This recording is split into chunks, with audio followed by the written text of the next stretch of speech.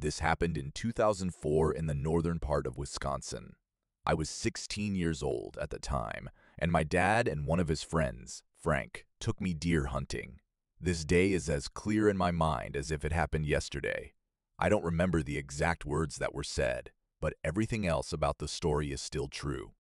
We had a few different deer stands that were spread out over an area of about 3/4 of a square mile. My dad had been hunting in this area for more than 10 years, and I had been going with him since I was 5. Before I turned 12, which is the legal age to hunt with a rifle, I just went with him. On this morning, we walked first to my stand. It was still dark outside at 5 a.m. I set up camp while my dad and Frank went to our other 2 stands, which were about 500 yards away on a ridge. When I was alone in the dark, it always made me feel a little creepy. Not long after my dad and Frank left, I saw a flashlight coming from about 200 yards away in the direction they had gone. It seemed to be coming toward me. I thought they might have forgotten something at the truck or needed to go back for some reason, so I radioed them to ask. My dad said, "We're in my stand, and Frank is going to the other one." It was clear that someone else owned this flashlight, which wasn't unusual. I didn't think it was that important. During hunting season, these woods could get crowded, and there was a parking spot in that general direction. I turned on my light to let the hunter know that I was there. The person with the flashlight stopped, and I saw the light change direction and move away from me. It didn't seem like a big deal, so I fell asleep while it was still dark. I woke up around 8 a.m., and the sun was already up. After a while of sitting there, I decided to radio my dad and ask if they had seen or heard anything. So far, they had only heard a few gunshots in the distance. I got up and went for a slow walk to get my blood moving. I went about 30 yards out and back while trying to be as quiet as possible.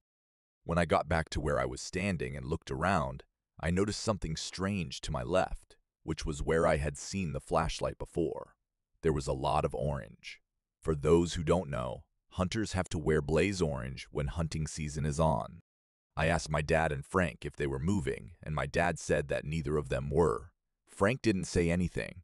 My attention was on the person in orange who was pointing a rifle right at me and looking at me through the scope. One of the most important rules we learn in hunter's education is that you should never point your gun at something you don't plan to shoot. Some people still don't follow this rule, which is too bad. In these kinds of situations, it is standard to use binoculars. What a jerk, was my first thought, but he didn't put down his gun, even though I was looking right at him. I started to feel scared because I thought I might be the next person to die in a hunting accident. I slowly reached for my rifle, stood up, and walked down a small path to the side of my stand while staying as hidden as possible behind as many trees as I could. My stand was on a small hill that was part of a much bigger hill. I called my dad on the radio and told him what was going on. He told me to stay hidden and out of sight. But as a 16-year-old, I couldn't help but find out what was going on. Every time I looked out, the guy still had his gun pointed at me, but he was in a different place. When I last looked, he was about 30 yards away from where he was now. After about 10 minutes of this, my dad called me on the radio and asked how I was doing.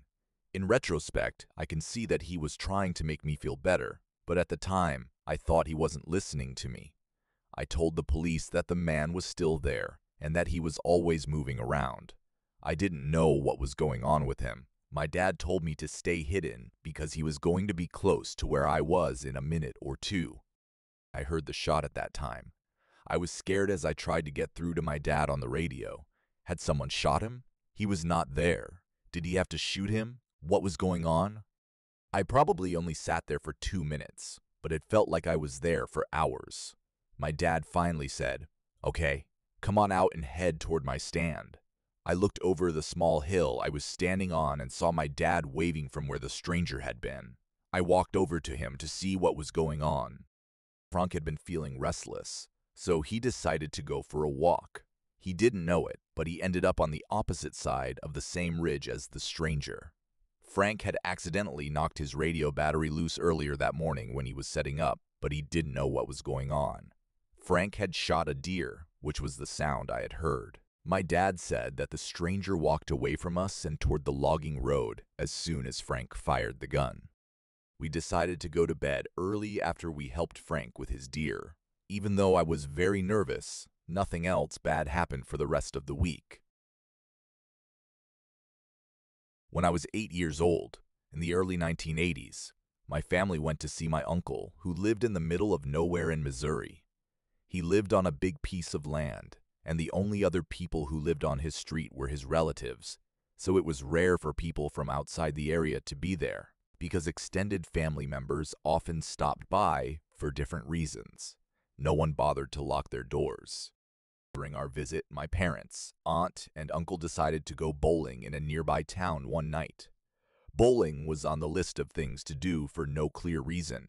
My 11 and 12-year-old brothers, my 6 and 14-year-old female cousins, and I also stayed home. When the adults left, it was still light out, but a sudden heavy rainstorm moved in quickly and made it dark. We used to play a game in the dark house that was a lot like hide and seek, but we called it vampire.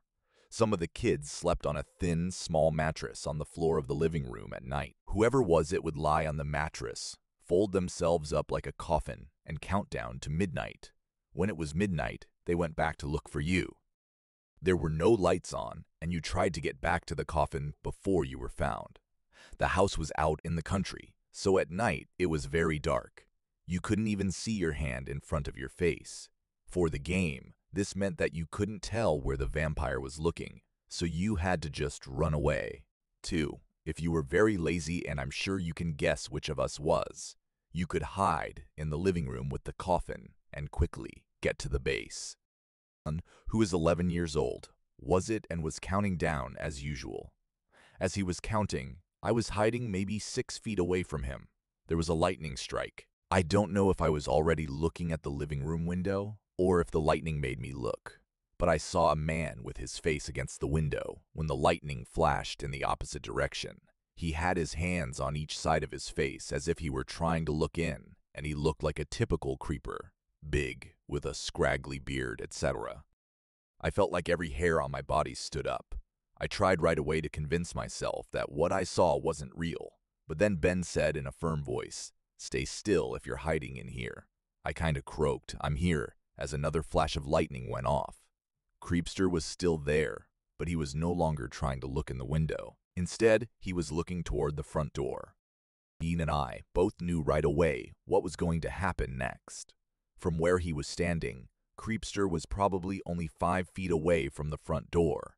Ben was the same distance from the door, but there was a couch in the way.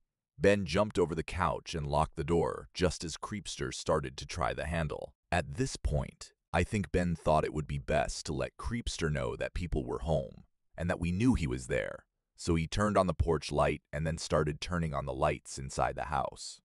This might sound strange, but I was too scared to freak out. Even so, I was counting on Ben to know what to do and tell me what to do. He told me to go lock the other doors and told everyone else to get out of the house and lock all the windows. I don't remember much about the next few minutes. I have a very clear memory of everything up to this point. I also have a very clear memory of the end, but I don't remember as much about the middle. I know I locked the side door and then the sliding glass door in the back of the house. When we talk about it now, some people remember that we also saw him leave through the back door. I think I don't remember that.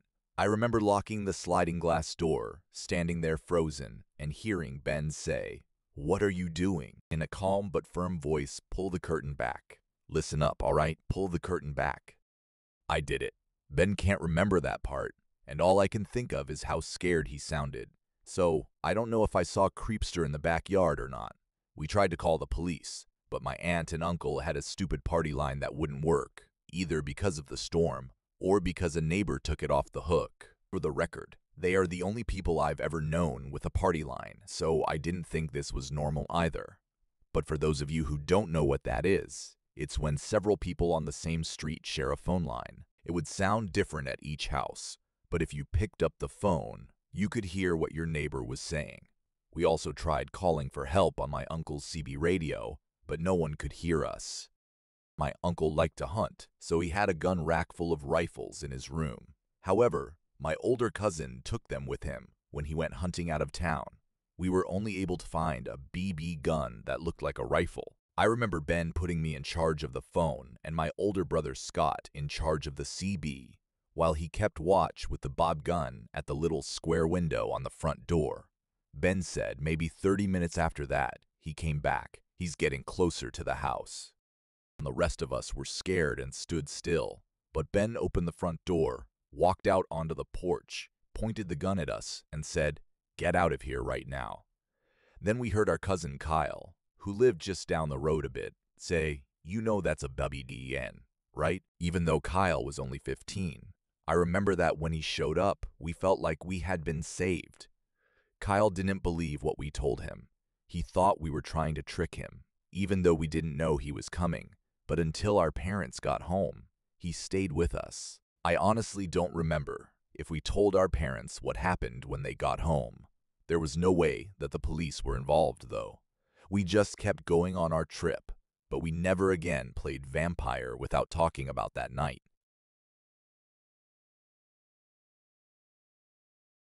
This happened to me when I was a new mom at home with my first child a few years ago. He was only a few weeks old, and I had to take my car in for an oil change and tire rotation. I thought it would be better to go to the nearby Arboretum than to wait in the dealership's waiting room for more than an hour. I'd been to the Arboretum before, but this time I saw a sign for Patriots Path, a 35-mile paved trail that goes through the county and is split into sections by roads or neighborhoods.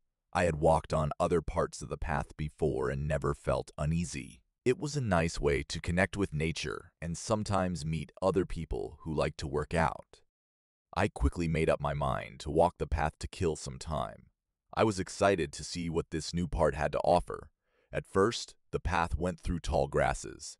Then, it turned and went into a wooded area. This didn't bother me because I had only been in the woods on the other parts of the trail. I walked through nature with my baby in a stroller. I came to a fork in the road. All of the other parts of the trail I had been on were single paths that never split. I went in that direction because the right way was on higher ground. But as I went along, the path got harder and harder for the stroller. The path was broken up by tree roots, which made it hard for my baby to ride, and I couldn't keep up my old pace because I was going much slower.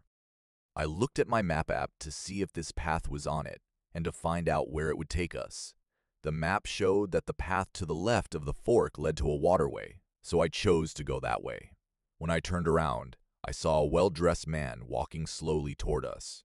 I moved the stroller away from the tree roots and started walking toward him. He put his phone up to his face like he was talking on it, but he wasn't saying anything. As we got closer, I looked at him to give him a friendly nod, as I usually did when I passed people on the path. But he just looked straight ahead and didn't say anything. As I thought about what had happened, my gut told me something was wrong. Most people on the trails wore workout clothes, but he was dressed like he was going to work. He wasn't talking on the phone. He was holding to his ear, and he had his other hand behind his back as if he were trying to hide something. At the fork, I turned to go the other way, but told myself I was overthinking it. After a few more steps, I could hear the sound of water running.